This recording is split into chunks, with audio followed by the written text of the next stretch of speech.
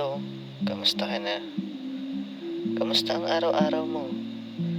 Balita ko, patuloy ka pa din daw lumalaban. Lumalaban sa mga pagsubok ng buhay, pagsubok sa pamilya, pagsubok sa eskwelahan, pagsubok sa love life. Pero, kamusta ka na nga ba talaga? Alam mo, napakaswerte mo. Kasi, nabubuhay ka. Kasi, na-enjoy mo yung oras mo. Kasi, kasama mo yung pamilya mo. Kasi, napakaganda ng buhay mo.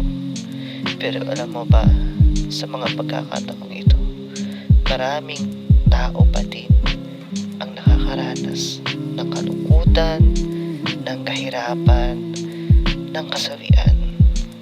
Kaya napakabuti ng Panginoon sa buhay mo, sa buhay natin.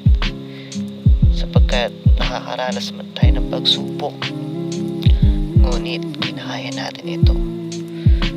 So paano pa kaya yung ibang tao na napakalayo sa tunay na buhay na nararanasan natin kaysa sa nararanasan nila?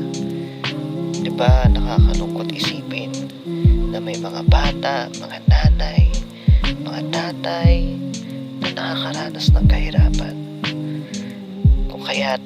Kung anong meron ka ngayon, pakiusap ko sa iyo, hanggat kaya mong tumulong, hanggat kaya mong gamitin ang iyong lakas para tumulong sa kapwa, wag kang magdadalawang isip na hindi ito ibigay sa kanila, sapagkat ang pagtulong ng walang kapalit ay napakasarap sa pakiramdam.